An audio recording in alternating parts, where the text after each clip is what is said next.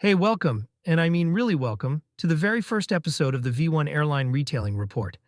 I'm Eric Markets, and I am genuinely pumped to be here. And I'm Steph Nell. Eric, I don't think I've ever seen you this caffeinated. I mean, it's our first episode. This is a big deal. And honestly, Steph, I think the timing couldn't be better for a show like this. I'll give you that.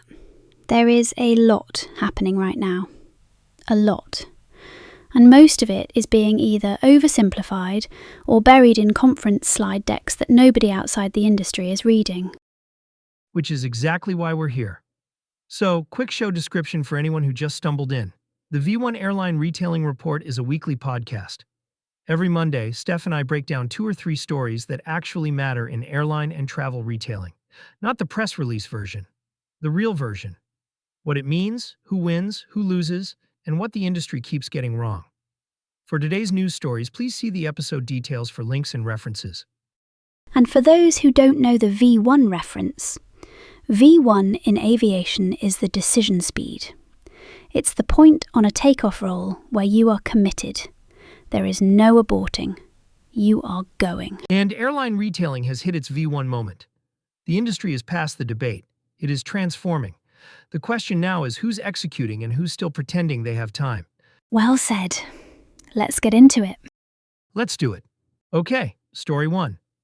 And this one dropped practically as we were putting this episode together. Travel Market Report is reporting that the Lufthansa Group, Lufthansa, Swiss, Austrian, Brussels Airlines, Air Dolomiti, has raised its distribution cost charge, or DCC, to $22 per ticket as of May 5th. That's up from $21. And here's the kicker. ITA Airways, which Lufthansa acquired, has now been pulled into the Lufthansa NDC ecosystem at the same time. So they raised the surcharge and expanded the program scope simultaneously. Exactly. And Lufthansa has been pretty transparent about what the DCC is designed to do. It's not just cost recovery. It's a nudge, a fairly expensive nudge, toward their NDC partner program, where agents pay a significantly lower fee. It's a lever, a financial incentive wrapped in a penalty structure. And it's working. Lufthansa has said they're on track to push 75% of total bookings through NDC or direct channels. That is a staggering number. So from the outside, from a traveler's perspective, this seems like an airline doing what airlines do.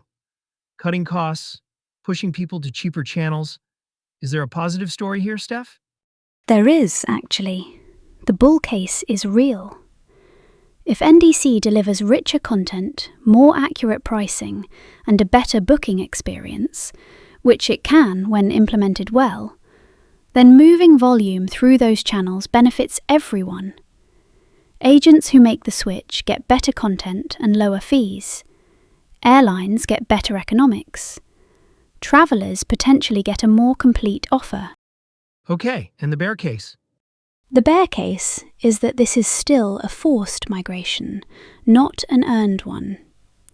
Agencies, especially smaller TMCs, don't all have the technology or the commercial leverage to just flip to NDC. And when you raise the cost of not switching, you're not solving the adoption problem. You're just making the pain of staying on legacy more expensive. So there's a segment of the market that gets caught in the middle. A significant segment. And here's the critical take, the thing I don't hear discussed enough. The Lufthansa model is being watched by every other major carrier. American, Air France-KLM, IAG. They are all calibrating their own DCC equivalent strategies against what Lufthansa is getting away with. The question isn't whether this is good or bad. The question is, does it hold? Does the travel agency community push back hard enough to slow it? Or does this become the new normal in distribution economics? And ITA joining the fold, what does that mean? Scale. Every airline that gets absorbed into an NDC ecosystem adds volume to the argument that the GDS legacy model is shrinking. ITA was a fairly traditional distributor, Pulling it into Lufthansa's NDC structure sends a message to the rest of the market. The message being, the tide is moving, get in front of it. Or get priced out of it. Story 2. This one comes from ProUse, the airline offer management platform. They published a piece this week titled Early 2026 Signals a Major Shift in Airline Retail, and the core argument is that the industry's focus is shifting. From NDC as a distribution pipe to offer and order as the actual commercial engine. Which is exactly where the conversation should be. NDC was always a means, not an end. The end is offer and order. The ability for an airline to create, price, distribute, and fulfill any combination of products as a dynamic, personalized offer. That's the real transformation. For listeners who are a little newer to the terminology, can you ground this? Sure. Today, most airline tickets are still sold as a fare plus a set of separately priced ancillaries: seat, bag, meal. They're constructed in legacy systems built decades ago. Offer and order means the airline can bundle anything: flights, seats, lounge access, a hotel, an activity, into a single, dynamic, personalised offer, and manage it as one order through the entire journey. So instead of buying a ticket, and then buying a bag separately, and then trying to add a seat and wondering why none of these systems talk to each other. Right. One coherent offer. One order. One experience. That sounds like a win for everyone. In theory. And this is where I'm going to pump the brakes, because the bull case is easy. Yes, offer and order can unlock serious revenue. Airlines that have moved earliest claim yield improvements and significant ancillary attachment growth. IATA's timeline has core capabilities targeted at leading airlines by 2026, with industrialization readiness by 2030. Which is optimistic, but the direction is right. So what's the friction? PSS, Passenger Service Systems. The core reservations infrastructure that most airlines run on is decades old. It was not designed for dynamic offer creation, and you don't just swap it out over a long weekend. These are multi-year, multi-million-dollar transformation programs. And the gap between what an airline wants to sell and what its systems can actually construct and fulfill is enormous for most carriers. Throw in current revenue management systems and the picture gets even more complicated. So the airlines talking loudest about offer and order modernization are often the ones furthest from actually delivering it. That's the critical take. The strategy decks are ahead of the systems. And the vendors, including some well-funded ones, have a habit of selling the vision while airlines are still figuring out how to migrate away from EDIFACT, PNRs, tickets, and DMDs.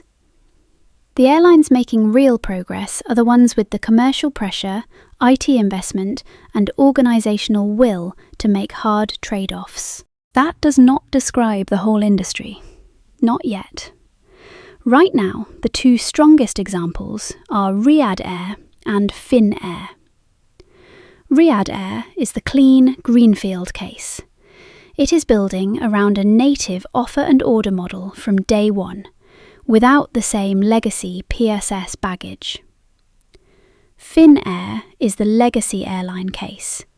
It is working with Amadeus Nevio and became the first airline to create a live native order, which matters because it shows a path for an established carrier to move into this model. So yes, offer and order is real. But broad adoption is still early. Most airlines are still living in the messy middle, running EDIFACT, NDC, legacy PSS flows, and emerging order-based models at the same time. So for our audience, airline commercial and product leaders, what's the actionable read here? Don't let the 2030 timeline make you comfortable, but don't confuse early movement with guaranteed advantage either. Being first does not automatically mean being right. In fact, the first movers are taking on the hardest version of the problem. They are testing new platforms, changing commercial processes, retraining teams, and trying to unwind decades of legacy thinking while the industry standards, vendor capabilities, and servicing models are still maturing. So the action is not move fast at all costs. The action is to get serious. Know where your commercial model is constrained by legacy distribution.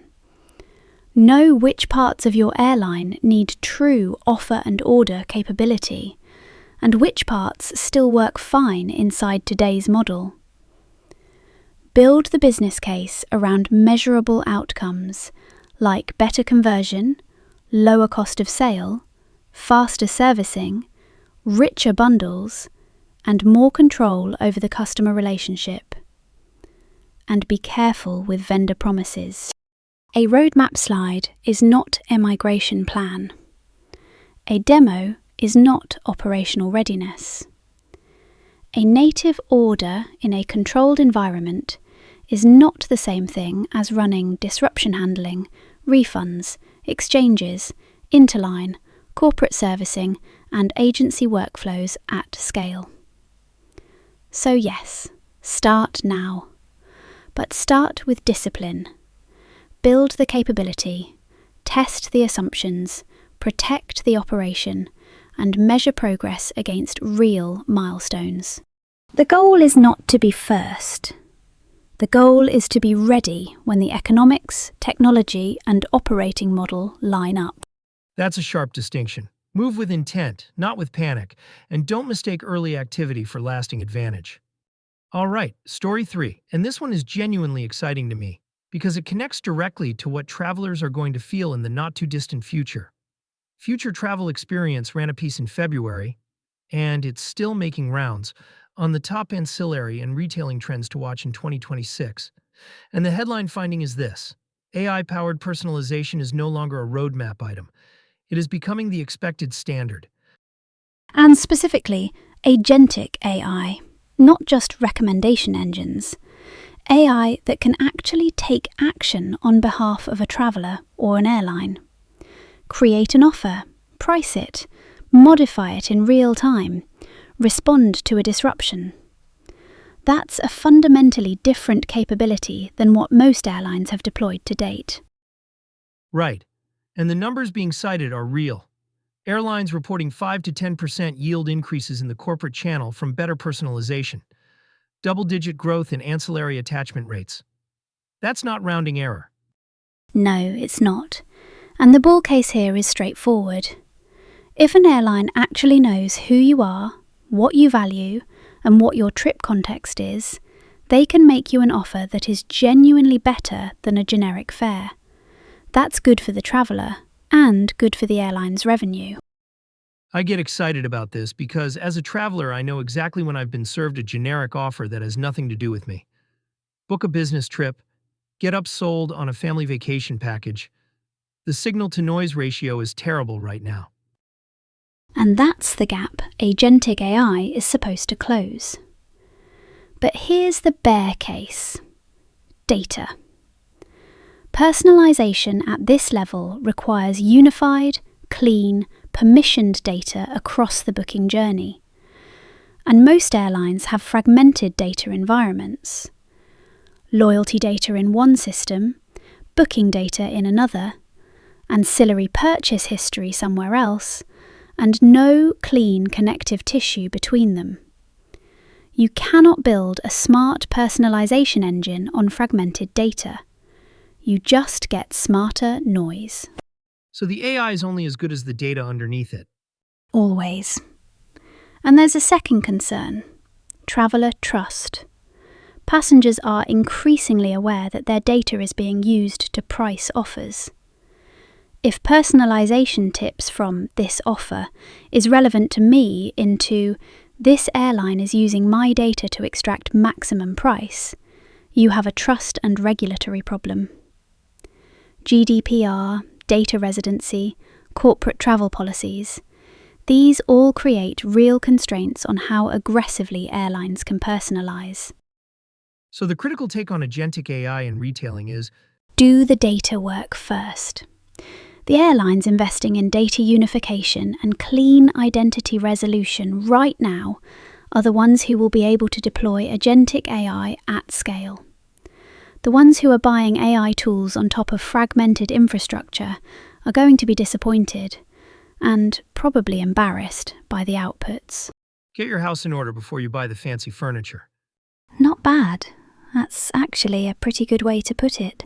All right, that's our inaugural episode of the V1 Airline Retailing Report. 3 stories: GDS surcharges, offer and order momentum, and agentic AI in retailing. And the through line across all 3, if you step back, is the same. The transformation is real, the direction is set, but execution is where most of the industry is still struggling. The gap between strategy and delivery has never been wider. And that gap is where the risk is, and, frankly, where the opportunity is for the organisations that are moving with clarity and discipline. If you found this useful, share it. Send it to a colleague. Drop a review on Apple or Spotify. We're building this show for the people who are actually in the room making these decisions, and we want to hear from you. And if there's a story you think we should be covering, reach out. We want this to be a conversation, not a broadcast. We want this podcast to evolve to be your source of no-nonsense facts that will help you continue to make the right decisions to drive your transformation. We'll be back next Monday with another round. Until then, I'm Eric Markets. I'm Steph Nell. Thanks for listening. Stay sharp out there.